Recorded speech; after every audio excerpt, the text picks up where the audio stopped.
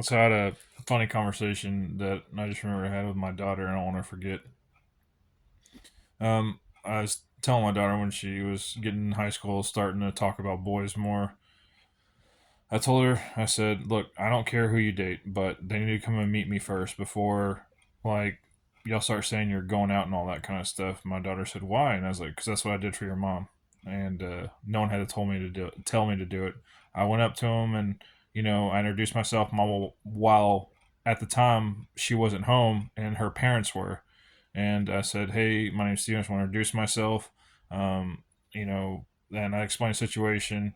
If your daughter has interest in me and I ask her out, like what are the rules you like set in place so I can respect those and all that kind of stuff. And my daughter says, "Well, Dad, that's how they did it in your day." And I was like, "No, no.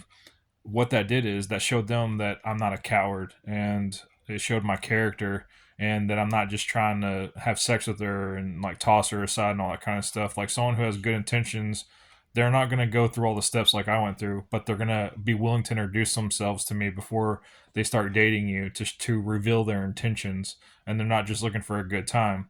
I want you to date a quality person. I don't care what race they are, ethnicity, all that kind of stuff. I want to make sure they're not a coward." And my daughter, like, she got kind of, I don't know, it's like a teen angst thing. She said, "Well, Dad, how do you prove to Mom you're not a coward?" And I was like, "Well, you remember when someone broke into the shed 2 years ago, and it really made your mom uncomfortable and kind of scared? Do you remember what I did?" And she goes, "Is that when you were like walking outside and all that kind of stuff, the flashlights?" Like, "Yeah."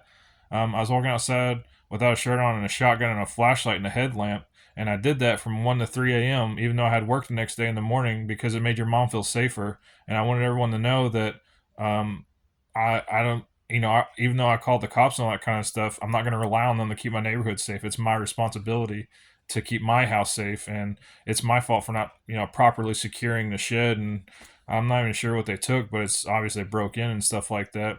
And so I'm trying to show y'all that making my wife feel secure, my family feel secure, is above all my responsibility. And there's things to facilitate help and all that kind of stuff. But I want you to be with someone that is willing to do that. Like nothing's going to stop me from putting my family first and all that kind of stuff. And I don't know. I just thought it was really funny when she realized why I was doing all that kind of stuff, because she's like me and it's hard for me just to pick up on things sometimes until like you're older, I guess, or whatever. I don't know. But I just thought it was a really amusing story, and I don't want to forget it because it's things like that, because it made me feel really good and she understood everything. Like a lot, I saw a lot of stuff clicking. And so when this guy kind of like messed her over or whatever, she was kind of hurt because he didn't want to meet me. And she started noticing immediately. The next day, he was already hitting on another girl, bragging about this new car that he has, all that kind of stuff. And I said, "Well, take it this way," because she wanted me to start talking bad about the guy, and I didn't do it. So what I did is I said, "So you don't feel like he communicated why he didn't want to meet me and all that kind of stuff, right?" She said, "Yeah, Dad, that's the first thing that bothered me." I was like, "Well, we know you value communication, so look at this as a learning experience. Don't do something to get revenge. Take it as like, I know one trait for sure that I need. I need someone who's willing to meet my dad and that talks to me and explains themselves, or answers my questions when I ask. Like, be very clear, because this is what happens. Because a lot of times I feel like a lot of people will get caught up in like just start putting down people for no reason. Like, yeah, I don't like that guy because I'm biased. I love my daughter and I don't want her to feel sad and all that. But let's be objective here.